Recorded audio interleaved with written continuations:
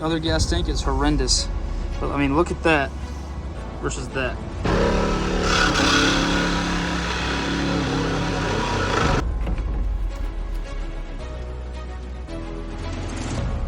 Wow, I just got gas everywhere.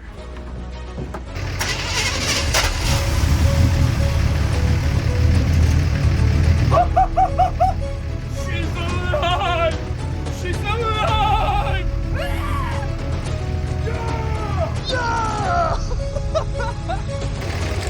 Okay, the only thing we have left. Unlocked. I think we can do it in a week. Let's go.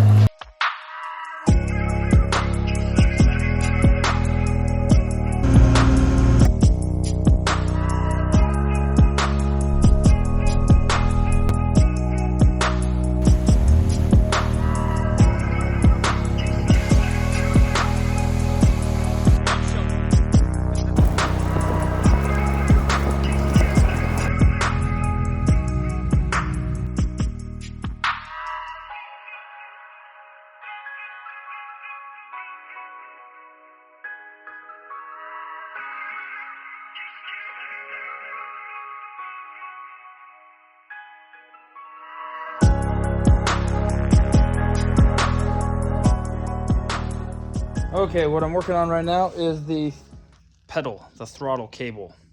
So I want to use the old one because it's set up for it. The Honda one goes all the way across the firewall to the passenger side, so it's like 2 feet too long. This one is just slightly too long, but I moved it.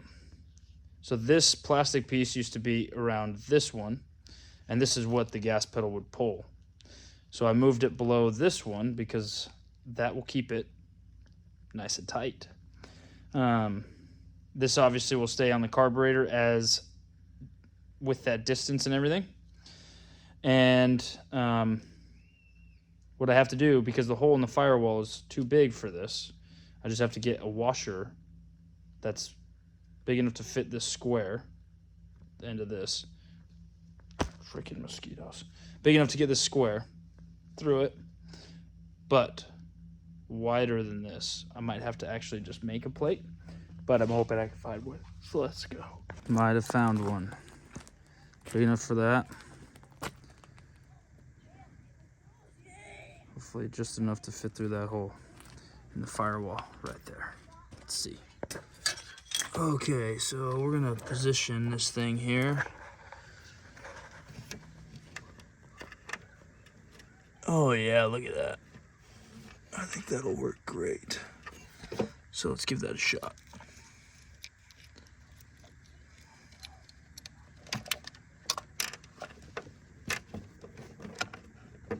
Yep, look at that. Hold it right in there. Perfect. So that one's there, but I found a better one. Yep. I think that'll work better. It's quite a bit larger. And guess where this was? Right on the ground right there. Ha ha. Whoa. Let's see how this one works. So that's how it snaps in right there. It fit perfect. So let's go check the other side, see if we can get that to line up. Because then this right here isn't hitting this like it was before hitting this. So hopefully that works great. Okay. So this should be there. This will be here. Whoa.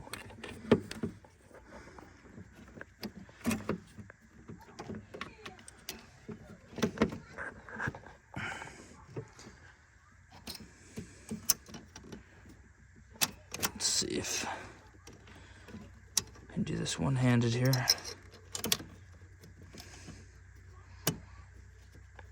Oh, of course.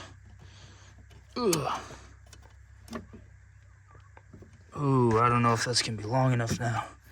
Shoot. So it's gonna be like revving it all the time. Okay, so that big fat washer was just slightly too thick, unfortunately. But luckily we found that one first. It worked. It is on there. It is tight. Don't get me wrong, it is tight. It's gonna be very responsive, I believe. No slag in that. So we'll see if that works once we start it. Again, we'll see if that will actually work. I think it will. And it might stretch just a little bit, hopefully. But that is good to go. These manuals are really helpful.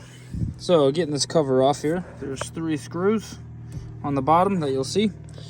And then you just, whoa, that was really crazy. Sorry about that. But then you just pop the top. You got to lower this to the lowest position, it says. And then you just pop that off. But look what I found, little souvenirs here from the previous owner. Or someone. Cool. And then now I can get to the shifter cable down here and remove that, because I am not going to be doing that. I'm going to be coming through the floor somewhere in this area with the floor shifter. So I'll have a stick to shift, which is going to be sweet. It's not a manual, but it's going to be a floor shifter. Since everyone thinks this is a car to begin with, I have to try to keep the car feel. So I'm going to have a floor shifter. Okay, so what you'll find is right here, the shift cable. This is at least in a 2008. The shift cable goes right in here. And there's a nut right here that you take off. It's 10 mil. And you just slide this bad boy off of here. Your shift cable is disconnected from the steering column. So then you gotta go through, remove the bracket down here if you want to, or figure out how it disconnects with, I'm sure, oh yeah, it twists or something. Gotta look at the manual. But yeah, you can disconnect that, pull it through the firewall, and that's done. So what you do to get this off, it's actually a rotating, oh, there we go. This rotates. So after you take it off, you're gonna rotate that counterclockwise. So it'll sit in there like this, and you actually have to rotate it all the way 90 degrees like this, and then it'll pop right out. Once that's turned like so, it'll slide right out of there. Boom. And you can take out the whole freaking cable if you need to do that, which obviously I do.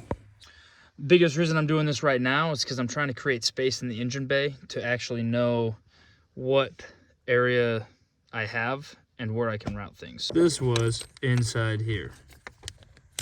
There we go. So it was like that. This piece goes around it like so, and this white piece clips over the top. So you gotta push that clip back, then you gotta push that clip out from the bottom. I just used a flathead screwdriver, but then you push that out, and it came out relatively easy with a screwdriver. But anyways, you saw, push that out, and this just pops out. It can slide out through the hole. So now that there's that big hole right there, I actually might take the starter or the ignition and put that, like I might like mount it over here or something, and then route it right through there. That might be a good place for that. Yep. So far, got rid of the headlight harness, the chassis harness or the tail light harness, and some of the AC and heater and stuff. So it's looking like there's space. I like it.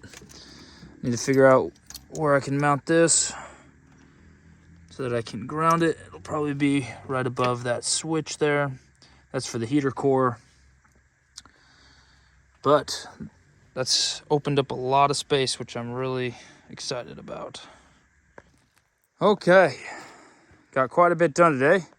It's getting close, guys. I'm really excited. I'm so stoked that it got started today and that we're able to start cleaning out the engine bay and really start making it, tidy it up and organize it a little bit. Also have the drive shaft being made right now, and then once that's installed, it's almost ready, man. All right, guys, it is the morning of the next day. This is looking like it's coming together.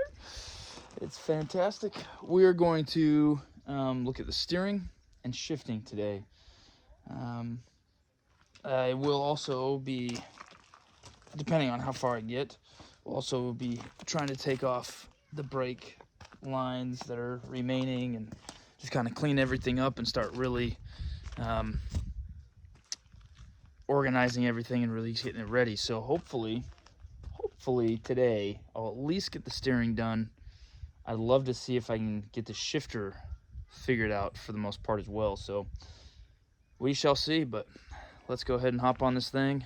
So when it comes to the steering column, this is what I have to work with without going to get anything. I have the steering shaft from the 78, and then I also have the steering shaft, obviously still connected to the steering column in there.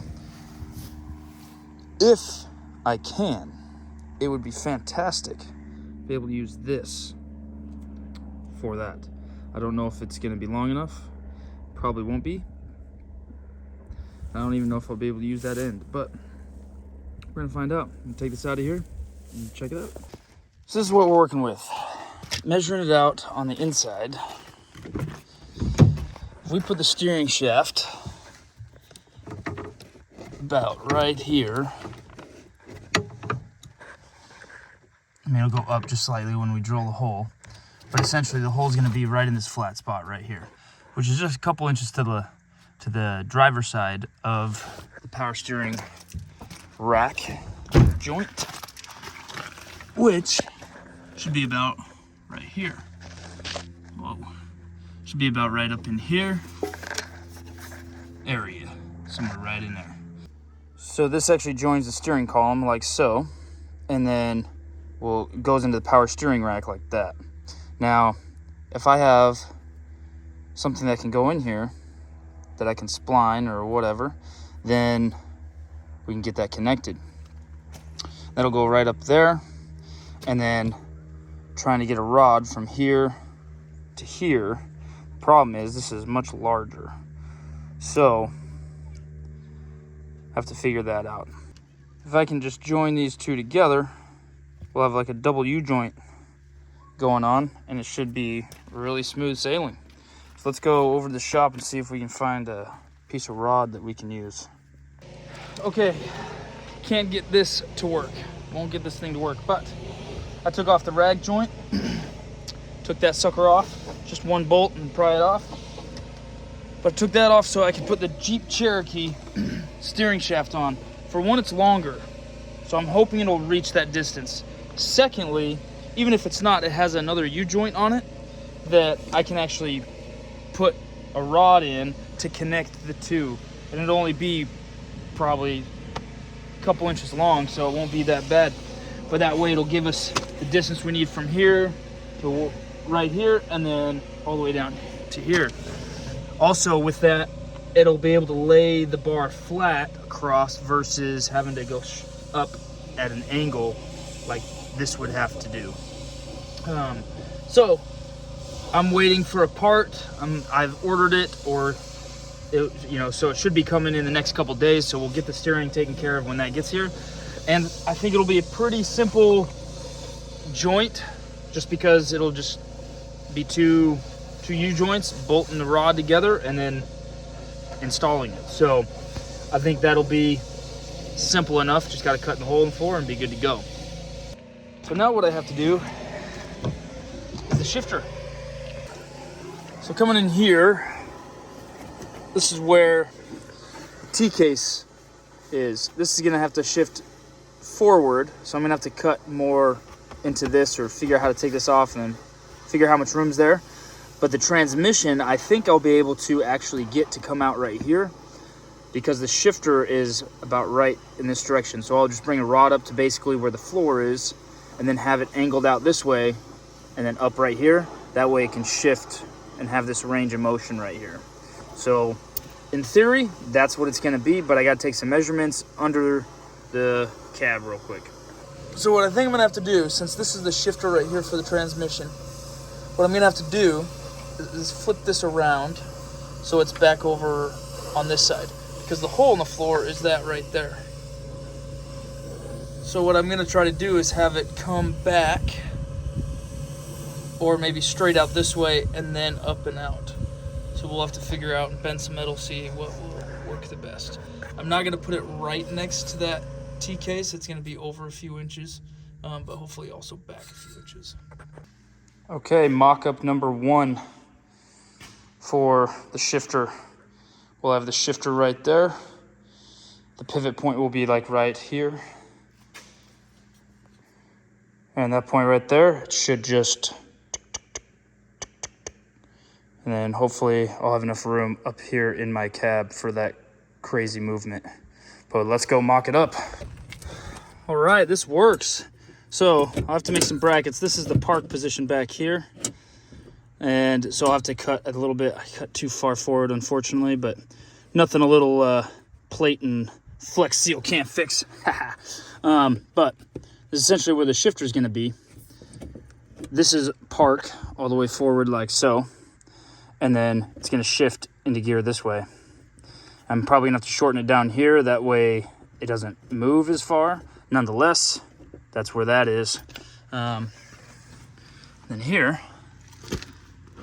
is where it's gonna come, and I'm gonna tack it up here like this, and I gotta figure out how exactly to hold this bracket up here so that it can pivot off of that position. I think I might just take some channel and basically make a C channel so it can stay in there. Not sure exactly how I'm gonna do that yet.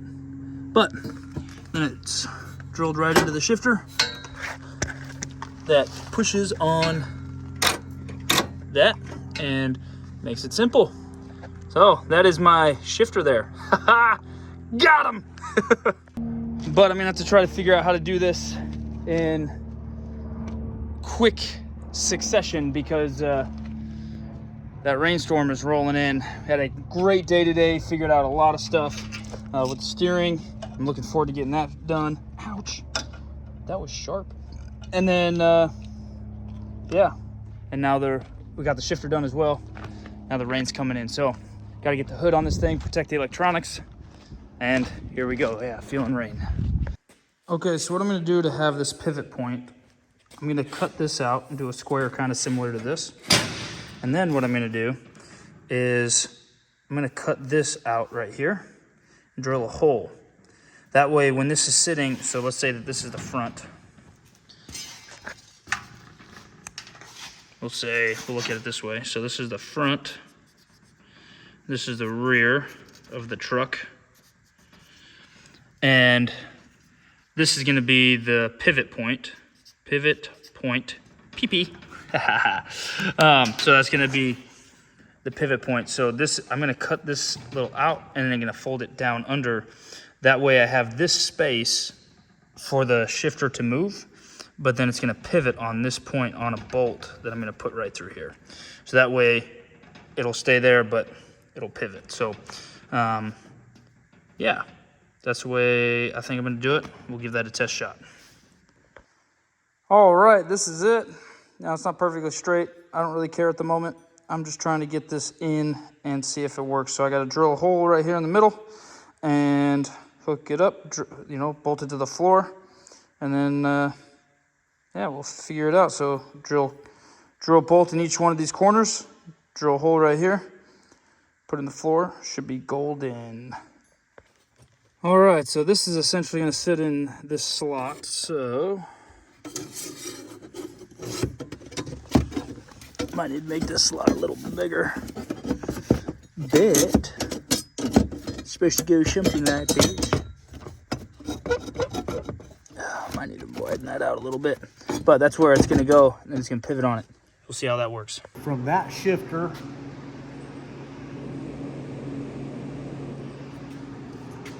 yeah, shifter's gonna run horizontally along the frame. So this is where that rod, that big rod there. Okay, this is this bent rod right here. So the way this works is this is going to just, thought that was still hot. It's not. Okay. Stirred it off. So 90 degrees. So then if you look at it, looking at it from the front or the back, either one, you have a square tube. And then it makes a 90, right? Mm-hmm. Yeah, Doesn't matter to me. You could bring the square tubing up. And there could even be either a bolt or a plate welded right here that you could bolt to, so that you connect these two. Oh, I see what you're saying. Yeah. Yep. So this is the design we're thinking about right here. That's gonna be the bottom part connecting to the actual transmission shift linkage.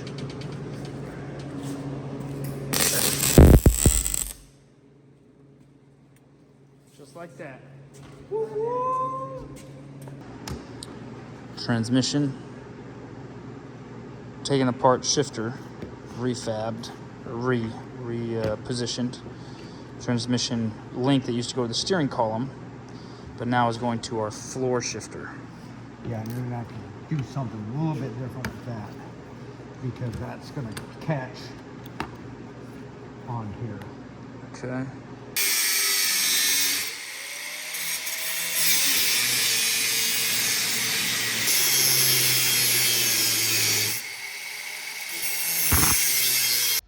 All right, it is fabbed up, tacked together. I think we're actually gonna completely weld it together, but this is gonna be the pivot point. I do not believe we're gonna have to have anything on this side because it's definitely strong. So as long as this bolt can hold it and everything, I believe this will work. The adjusting the cantilever, that's the word, cantilever that goes on this, and adjusting that to where it's more 90 degrees to the pivot point, right? Man, the leverage is crazy how much leverage makes a difference. So I'm hoping that this and this will be strong enough. I know the square tubing is strong enough, definitely. I'm hoping that this is strong enough and the cantilever angles enough to where it'll just shift. I think it will. Everything seemed like it was mocked up and adjusted well. So we're gonna finish welding these up because we can actually slip it in as one piece, which is awesome. And then we're gonna actually get it in there and make sure it shifts. And as long as it shifts, steering is the only thing legitimately left before it's actually like able to move safely. Now obviously I gotta put brake fluid in it. All right, finishing up together. That's what hooks to the transmission and the shift link. This part hooks over here. We actually ended up cutting out that section, so it's a little bit stronger and there's a little bit more distance in shifting between gears. So